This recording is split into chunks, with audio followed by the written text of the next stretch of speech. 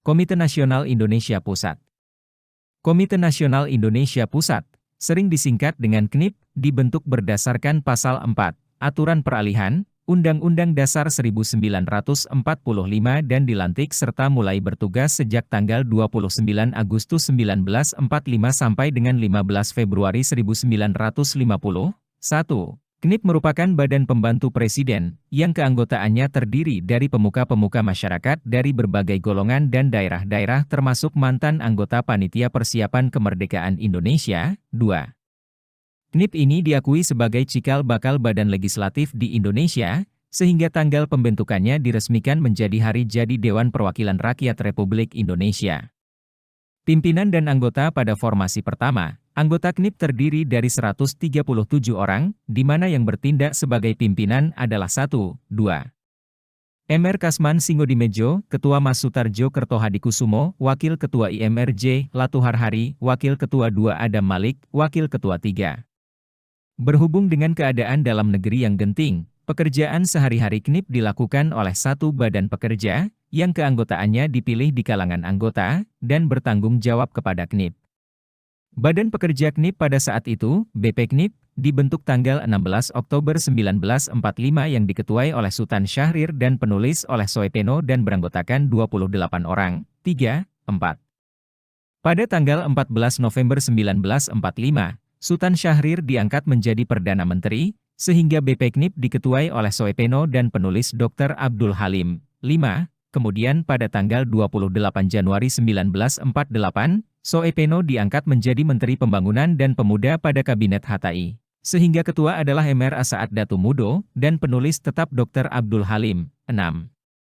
Pada tanggal 21 Januari 1950, Mr. Asaat diangkat menjadi Pelaksana Tugas Presiden Republik Indonesia dan Dr. Abdul Halim diangkat menjadi Perdana Menteri, serta sebagian besar anggota BP KNIP diangkat menjadi menteri dalam Kabinet Halim tersebut.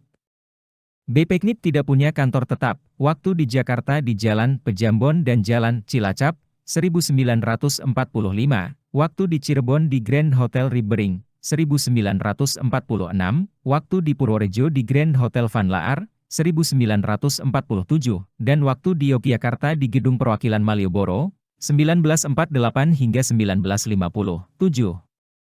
Para anggota BP KNIP tercatat antara lain, Sultan Syahrir, Muhammad Natsir, Soekarno, Mr. Asaat Datuk Mudo, Dr. Abdul Halim, Tan Leng Jie, Soe Gondo Jojopo Espito, Soe Badio Sastro Satomo, Soe Silowati, Rangkayo Rasuna Said, Adam Malik, Soe Karni, Sarmidi Mangun Sarkoro, Insinyur Tandiono Manoe, Nyoto, Mr. Abdul Ghaffar Pringgodigdo, Abdo El Moed Halib Sangaji, Hoetomo Soe Pardan, Mr. Aem Tamboenan, Mr. I Gusti Puja, Mr. Lukman Hakim, Manai Sopiaan, Tajudin Sultan Makmur, Mr. Muhammad Daljono, Sekar Maji, Karto Soewirjo, Mr. Prawoto Mangkusasmito, Sahjar Teja Soekmana, IJ Kasimo, Mr. Kasman Singodimedjo, Maruto Nitimiharja, Mr. Abdo El Hakim, Hamdani, DLL. Sidang-sidang KNIP telah mengadakan sidang-sidang di antaranya adalah 1. Sidang Pleno 2 di Jakarta tanggal 16-17 Oktober 1945. Sidang Pleno 3 di Jakarta pada 25-27 November 1945. Sidang Pleno 4 di Surakarta pada 28 Februari 8 Maret 1946. Sidang Pleno V di Kota Malang pada 25 Februari 6 Maret 1947. Sidang Pleno 6 di Yogyakarta pada 6-15 Desember 1949. Perkembangan Kelembagaan Majelis Permusyawaratan Rakyat. Dini S. Setiawati. Putra Fajar, Menuju Jalan Perundingan. M. Syafei Hasan Basari. Dekret dan maklumat yang pernah ada. Kompas, 26 Juni 2001. Diarsipkan dari versi asli tanggal 2006-09-13. Diakses tanggal 2008-05-31 pada kartu anggota BP KNIP milik Soe Gondo Jojopo Espito ditemukan bahwa yang menandatangani adalah Soekarno, Ketua, dan A. Halim, Penoelis, tertanggal Jakarta 25 November 1945.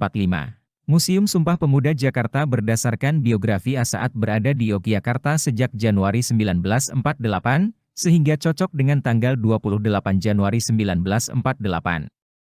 Berdasarkan biografi saat berada di Yogyakarta sejak Januari 1948, sehingga cocok dengan tanggal 28 Januari 1948 berdasarkan ingatan Sunario Joyo Puspito yang ikut orang tuanya mulai dari Jakarta, Cirebon, Purworejo, Yogyakarta 1945 hingga 1950 belum ditemukan data resmi, namun seingatan Sunario Joyo Puspito yang pada masa kecilnya mengenal para anggota BPKNIP 1947 hingga 1949 Dewan Perwakilan Rakyat Gotong Royong, 1970. Seperempat abad Dewan Perwakilan Rakyat Republik Indonesia. Sumber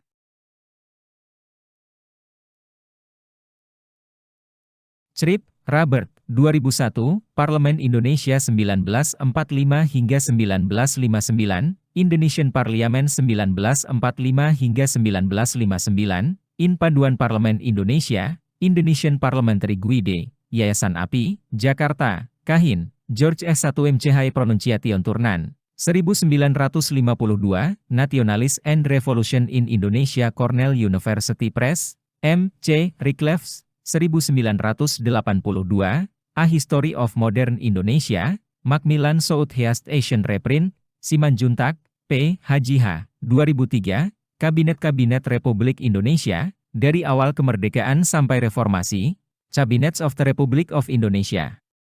From the Start of Independence to the Reform Era, Penerbit Jambatan. Sejarah Indonesia pendirian tahun 1945 dan dibubaran tahun 1950.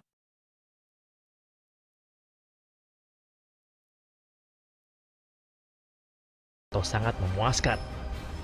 Pantas jika sejak abad ke-19, saat masa kependudukan Hindia Belanda di Batavia, Menteng menjadi tempat tinggal favorit pejabat elit kolonial. Tak hanya itu, Menteng juga terkenal dengan rumah-rumah milik tokoh pergerakan nasional. Jadi orang-orang yang paling berpengaruh di Hindia Belanda itu tinggal di Menteng. Jadi begitu ada peralihan kekuasaan dari Belanda ke Jepang, maka otomatis orang-orang pribumi yang dianggap menjadi tokoh-tokoh penting, tokoh-tokoh utama pergerakan kebangsaan itu mendapat ruang, mendapat tempat di sekitar Menteng. Pemerintah Jepang menawarkan rumah yang mana akhirnya beliau dapat rumah di Jalan Diponegoro. Terlalu kecil rumah itu, ya kan. Bung Karno bercita-cita rumah yang bisa menampung banyak orang supaya dia bisa rapat mengadakan pertemuan-pertemuan dengan bangsa Indonesia lainnya. Rumah di Jalan Diponegoro yang berada di kawasan Menteng ditolak, dan akhirnya pemerintah Jepang memberi rumah di Jalan Pegangsaan Timur milik warga keturunan Belanda bernama Van Asbeck. Nah, Soekarno orang yang agak telat pulang, kembali baru bulan Juli dia kembali dan mendapat nggak mendapat rumah di Menteng, tapi dia mendapat rumah tidak jauh dari rumah Bung Hatta juga. Tapi dia tidak senang karena Bung Karno menginginkan halaman yang luas, karena kita harus ingat Bung Karno itu sangat ekologis ya. Dia itu memikirkan sekali ruang hijau dan dia sangat senang berkebun. Rumah asri bergaya arsitektur kolonial yang dimodifikasi sesuai iklim tropis. Terlihat dari teras terbuka dan halaman luas agar dapat menampung banyak orang. Ya, Bung Karno, lulusan arsitektur Institut Teknologi Bandung ini, akhirnya mendapat rumah idaman. Pasca kemerdekaan, saat Bung Karno memindahkan ibu kota ke Yogyakarta di tahun 1946. Rumah ini berfungsi sebagai kediaman Perdana Menteri Sultan Syahrir dan tempat pertemuan tokoh-tokoh nasional hingga tamu luar negeri. Bersamaan dengan 8 tahun proyek perencanaan pembangunan nasional semesta yang dimulai pada tahun 1959, Presiden Soekarno saat itu sedang gencar membangun Jakarta sebagai ibu kota. Penulis buku Bung Karno Sang Arsitek Yuke Ardiati menjelaskan, alasan Bung Karno merubah rumah proklamasi. Salah satunya adalah mendirikan Gedung Pola pada 1 Januari 1961 yang berjarak sekitar 100 meter dari Tugu Petir. Ketika bangunan itu berlangsung konstruksinya, rumah proklamasi masih berdiri dan foto itu ada. Jadi bangunan itu bersama-sama dalam bidang konstruksinya. Nah, tapi ketika bangunan itu sudah diresmikan, rumah proklamasi sudah ditiadakan. Karena memang secara set plan atau secara perencanaan, bangunan gedung Pola ini memakan space yang melampaui dari yang dimiliki. Gedung Pola yang berubah nama menjadi Gedung Perintis Kemerdekaan di era Orde Baru adalah sebuah tempat untuk memamerkan karya arsitek-arsitek Dewan Perancang Nasional. Pak Ali Sadikin pada saat itu menyadari ketika Bung Karno pada waktu pembongkaran rumah juga membongkar Tugu Proklamasi. Alhamdulillah pada saat itu prasastinya masih ada. Jadi atas inisiatif Gubernur Ali Sadikin sekitar tahun 70-an dibikin lagi itu Tugu Proklamasi. Titik dibacakannya proklamasi pun telah hilang dan tak terdeteksi. Titik tersebut semakin hilang saat Presiden Soeharto membangun patung Soekarno dan Hatta di Taman Proklamator. Bahkan kemudian tahun 1980, ruang yang sudah rusak itu sebagai arsitektural ditambahkan membangun Tugu Proklamasi tahun 1980 diresmikan oleh Pak Harto. Dan itu dilakukan hanya untuk politik rekonsiliasi, seolah-olah Soeharto itu adalah murid dari Bung Karno. Dan Bung Karno itu bagian dari dirinya sebagai Presiden Republik Indonesia. Karena dalam periode yang lama Soekarno itu coba dijinakan dengan dibunuh karakternya, tidak berhasil, sekarang ingin disanjung. Maka dibuatlah Tugu yang orang semakin kacau. Di mana sebenarnya Bung Karno berdiri membacakan teks proklamasi? Apa di rumahnya yang dirobohkan? Apa di gedung Pola? Atau di Tugu yang ada petirnya di atas 17 meter? Atau di Tugu Proklamasi? Atau di monumen yang kecil yang dibuat setahun setelah proklamasi dibacakan? Ruang itu makin kacau.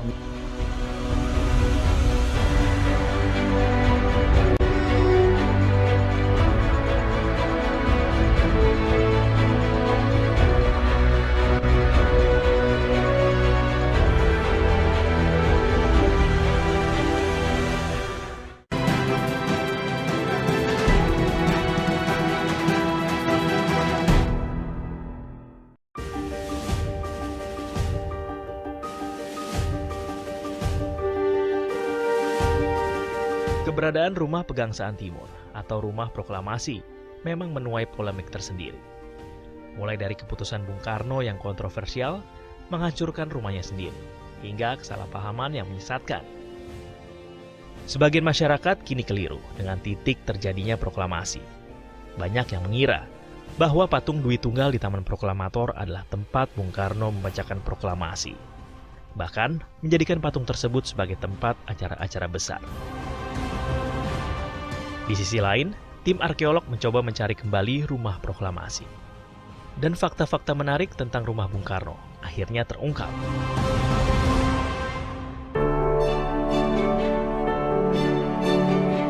Arkeolog dari Universitas Indonesia, Chandrian Atahiyat, bersama Dinas Pariwisata dan Kebudayaan DKI Jakarta, mencoba mencari kembali rumah proklamasi di tahun 2000 lalu. Berdasarkan referensi denah dari Arsip Nasional dan Dinas Pariwisata Kebudayaan Jakarta, penelusuran dilakukan selama 1 pekan. Tim arkeolog membuat 4 titik yang diberi nama P1, P2, P3, dan P4. Titik tersebut merupakan kamar tidur, serambi belakang, dan kamar mandi. Sedangkan denah ini menunjukkan ruangan-ruangan dari rumah Bung Karno dengan luas bangunan 550 meter persegi dan luas tanah mencapai 4 hektar. Serambi ini lokasi di sini. Tempat berdirinya Bung Karno dan Bung Hatta membacakan proklamasi di sini. Tetapi ketika dilakukan penggalian arkeologi, ternyata setelah kita plot dengan peta dan juga dengan beberapa pengukuran existing, ternyata dia bergeser sedikit. Jadi sebenarnya Bung Karno nggak jauh, mungkin daerah di sini. Berdasarkan denah rumah, serambi tempat berdiri Bung Karno saat membacakan proklamasi adalah menghadap ke utara. sehingga ada sedikit pergeseran sejauh 2 meter dari tempat berdirinya Tugu Petir yang menghadap ke timur. Ya, sisa-sisa rumah Bung Karno memang sudah tidak terlihat lagi. Dan kunci untuk menelusuri luas rumah adalah dengan patok yang tersisa ini. Pencarian ruangan dimulai dari titik P1 sampai P3 yang merupakan denah sebuah kamar. Ini patok sudut sebuah pondasi yang menunjukkan belakangnya adalah kamar. Ini kamar pada sisi timur. Entah kamar difungsikan kamar Bung Karno atau bukan, tapi ini sebuah kamar. Tapi kamar itu adalah nanti di sini kamarnya. Ini hanya temboknya saja. Ini kamar, ukurannya sekitar 6 kali 5. Jadi luas juga. Patok P2 masih bisa terlihat. Namun sayang, patok P3 sudah terhalang oleh tanaman. Tetapi apabila kita bergerak sedikit kemari, ini sudah serambi belakang. Serambi belakang itu ukurannya sekitar 10 kali 6. Itu sekitar 60 meter persegi luasnya. Sementara itu letak kamar Bung Karno berada di sebelah selatan dari Tugu Petir, yang kini tanahnya sudah dilapisi keramik merah.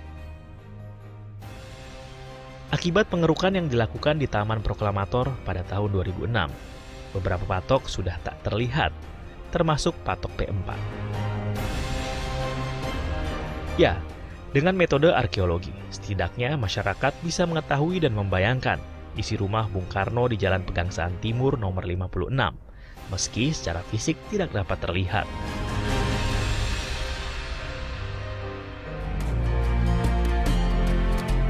Perjuangan mengembalikan rumah proklamasi juga pernah digagas oleh arsitek-arsitek senior dan sejarawan Rusdi Hussein, selaku anggota Komite Pembangunan Kembali Rumah Proklamasi. Ini sangat terkait suatu monumen atau suatu situs sejarah dengan para pelaku dan saksi hidup. Kalau sudah banyak yang tidak ada, siapa lagi yang tahu di situ proklamasi diadakan? Oleh karena itu, gagasan untuk mendirikan rumah itu silih berganti. Ya tentu saja ada pendapat yang setuju, ada pendapat yang tidak setuju. Meski tak pernah kembali dibangun, komite tersebut membuat bentuk 3 dimensi dari rumah proklamasi, mirip dengan rancangan aslinya. Sementara itu, peneliti rumah proklamasi, Yuke Ardiati, mengungkap alasan mengapa sampai sekarang rencana mendirikan rumah tersebut tak pernah terwujud. Ada dilematik di situ. Mungkin publik belum tahu bahwa tempat di mana berdirinya Tugu Petir itu adalah tempat pembacaan Bung Karno membacakan naskah proklamasi di teras rumahnya. Berarti tiang pancangan itu tepat berada di teras rumahnya. Ketika rumah itu dibangun kembali dan merubuhkan tengaran tadi, berarti benda bersejarah yang pertama akan hilang. Atau kalau tetap diadakan, dia akan menjadi sesuatu yang duplikasi dengan rumahnya. Yuke menambahkan, rumah proklamasi yang terbuat dari bahan material bangunan pada umumnya tidak akan bertahan lama. Mungkinkah ini alasan utama sang presiden membumi hanguskan rumahnya sendiri? Rumah proklamasi itu bahannya dari kayu, dari genteng. Kalau tiba-tiba misalnya berapa tahun kemudian lapuk, kira-kira kebanggaan kita luntur nggak? Karena itu diantisipasi ya. Artinya sesuatu yang sifatnya lestari, abadi itu Bung Karno selalu dengungkan seperti itu. Ya, Bung Karno, sang orator, sang proklamator, dan sang presiden memang penuh dengan teka-teki. Namun, cita-cita, mimpi, dan harapannya adalah petir yang menggelegar sepanjang masa. Kata Bung Karno, bangsa yang tidak belajar dari sejarah, bangsa yang meninggalkan sejarah, itu akan jadi seperti monyet dalam gelap. Mereka akan saling cakar, akan saling teriak, dan hari ini itu yang kita rasakan.